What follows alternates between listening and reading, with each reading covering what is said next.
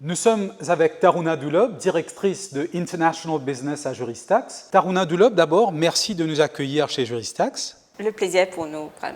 Taruna Dulob, je suis tenté de vous dire, Maurice a un écosystème robuste de lois et de règlements. Maurice a des régulateurs, Maurice a des institutions pour s'assurer que ces lois et ces règlements sont respectés.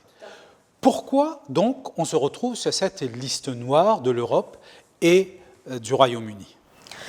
Alors, pour la réponse qui nous a été donnée, de pourquoi Maurice se trouve sur la liste noire, elle est pour des raisons de défaillance. Apparemment, premièrement, il n'y a pas de possibilité de découvrir qui sont les véritables propriétaires des structures mauriciennes, une des raisons.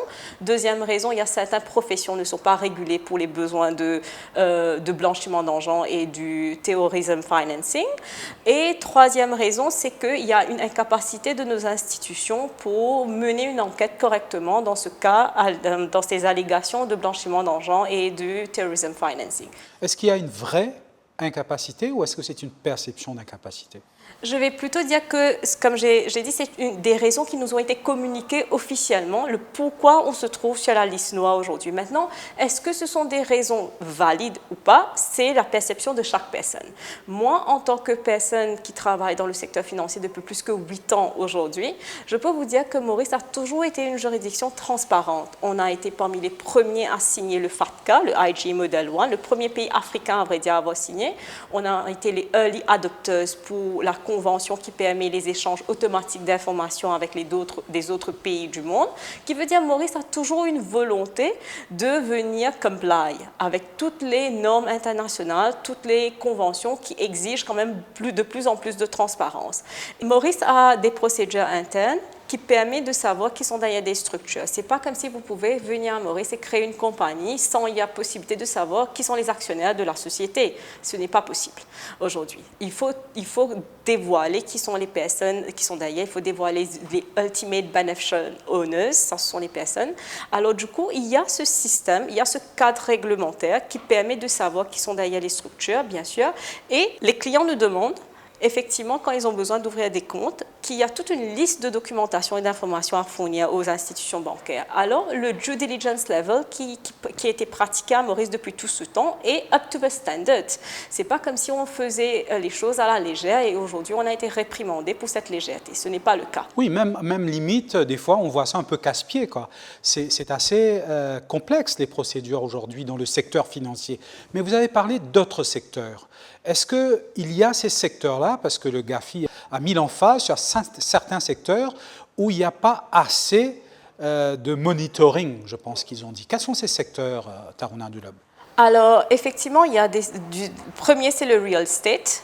Les bijouteries, les notaires sont parmi les professions qui, selon eux, n'étaient pas assez réglementées pour les besoins de découvrir s'il n'y a pas vraiment un cas de blanchiment d'argent ou du financement du terrorisme. Alors, effectivement, il y a certaines professions qui n'avaient pas une obligation légale d'aller vérifier la provenance des fonds ou l'identité des personnes, mais maintenant, ça a été corrigé. Depuis l'année dernière, vu qu'on a été mis sur la liste grise, il y a eu, et ensuite la liste noire de l'Union européenne, il y a eu des amendements à la législation mauricienne qui viennent maintenant imposer des obligations additionnelles en termes de due diligence pour les notaires, pour les bijoutiers, pour les real estate agents, promoteurs. Avant maintenant d'accepter un client, ils sont obligés de vérifier l'identité de la personne, ils sont obligés d'aller voir les fonds qui vont être injectés ou vont être donnés, est-ce que c'est des fonds propres? Donc, si je vous comprends bien, le secteur financier fait un peu les frais des autres secteurs qui ne sont pas peut-être aussi surveillés que le secteur financier. Malheureusement, oui. Ah, d'accord. Donc, maintenant, le secteur financier est un secteur, c'est peut-être le seul secteur, d'ailleurs le ministre l'a dit dans son discours du budget, c'est peut-être un des rares secteurs de Maurice qui a connu une croissance pendant la période Covid, mais cette liste noire reste quand même une étiquette peu souhaitable. Vous êtes une compagnie qui existe depuis très peu de temps, relativement peu de temps, et vous avez connu une ascension fulgurante au cours des 8 dernières années. Vous avez maintenant quoi, 2000 clients? On a effectivement. Est-ce que vous avez remarqué un ralentissement par rapport à cette liste noire?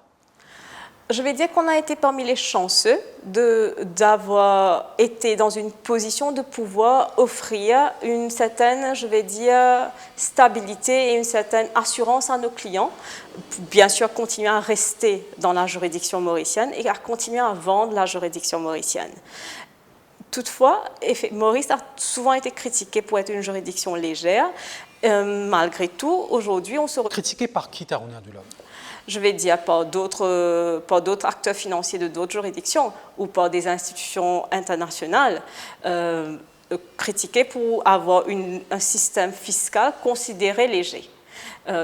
Pourtant, il ne faut pas oublier qu'on a un système fiscal. C'est ce que vous appelez un tax haven? Oui, c'est ce qu'un paradis fiscal. On a toujours assimilé Maurice comme étant un paradis fiscal qui n'est pas pour autant vrai. C'est quoi un paradis fiscal? Un paradis fiscal, ça veut dire un endroit où vous ne payez pas la taxe. C'est le paradis.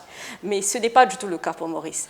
Maurice, on a toujours eu un système fiscal où on paye 15% la taxe. Auparavant, effectivement, le système offshore faisait que vous aviez la possibilité automatiquement de bénéficier d'une exemption et de payer de 0 à 3%, qui n'est plus le cas depuis plus que 2 ans maintenant. On a harmonisé notre système fiscal qui fait aujourd'hui que peu importe vous êtes dans le secteur offshore ou dans le secteur domestique mauricien, vous payez 15%, mais vous avez certaines exemptions sur certains types de revenus.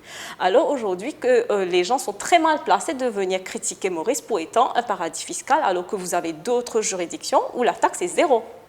Donc, depuis sa création, le secteur financier Maurice a connu une croissance, surtout avec l'investissement indien qui traversait par Maurice. Il y avait le DTA, donc il y avait un très grand flux d'argent qui allait vers l'Inde et qui passait par Maurice.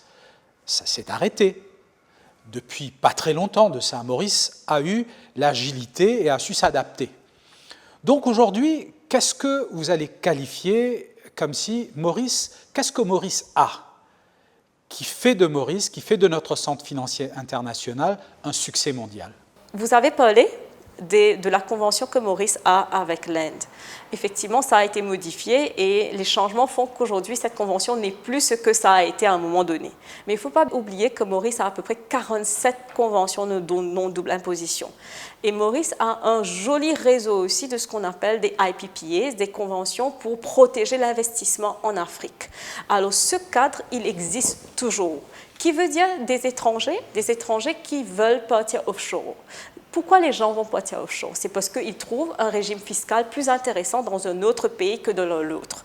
Alors, le régime intéressant est construit par le régime fiscal, par le régime qui existe au niveau des conventions. Quelles sont des conventions bilatérales que ce pays a avec les autres pays dans lesquels la personne veut faire du business? Maurice, aujourd'hui, fait partie de COMESA, SADC. Il y a quand même des conventions bilatérales qui fait que si vous voulez faire du business dans des pays africains ou même en Chine aujourd'hui avec le Free Trade Agreement ou avec l'Inde, avec le SECPA, c'est beaucoup plus intéressant. Alors aujourd'hui, de plus en plus, Maurice est en train de démontrer sa volonté d'être d'une juridiction de substance, une juridiction que vous allez venir pour faire du business avec d'autres pays et faire en sorte que vous êtes en train de bénéficier de toutes les conventions que Maurice a pu mettre en place avec ces pays. Tarouna Dulob, confiante? Est-ce que vous êtes confiante que Maurice s'en sortira de cette liste noire? Sortir, on va sortir, ça c'est sûr. On a déjà tout fait, je pense, en ce qui concerne la législation qui a été modifiée, tous les efforts qui ont été faits pour rassurer l'Union européenne et bien sûr pour sortir de la liste du GAFI. C'est juste la durée. On ne sait pas le temps que ça nous prendra de sortir sur cette liste. Et plus ça va être long, plus on aura des effets que le secteur financier va devoir ressentir malheureusement. Tarouna Dulob, maintenant je vais vous poser une question.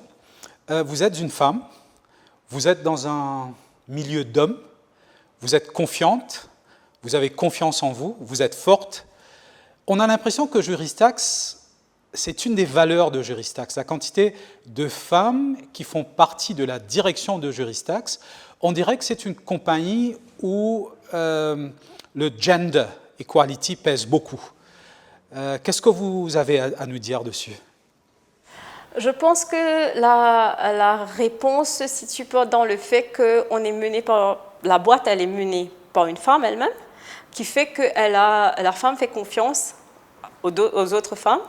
Et je pense que c'est la raison pour laquelle vous voyez autant de femmes fortes à la tête de la boîte au niveau du management, c'est que la femme arrive à voir dans l'autre la capacité de réussir que peut-être les hommes des fois n'arrivent pas à accepter ou de faire valoir comme il faut. Donc vous me dites que vous avez des rôles modèles dans la direction de Juristax pour d'autres femmes. Que pensez-vous qu'il faut faire pour voir beaucoup plus de femmes dans les boardrooms et dans les conseils d'administration des différentes compagnies de Maurice? Il faut accepter. Je pense aujourd'hui que beaucoup d'hommes, effectivement, quand vous rentrez dans un boardroom d'une boîte qui est dans le secteur financier, c'est majoritairement des hommes. Et des fois, l'acceptation est difficile pour eux. Le fait de pouvoir écouter l'opinion d'une femme, malheureusement, c'est toujours difficile pour certains. Vous n'avez pas de problème à vous faire écouter, Taruna? Après 8 ans, non.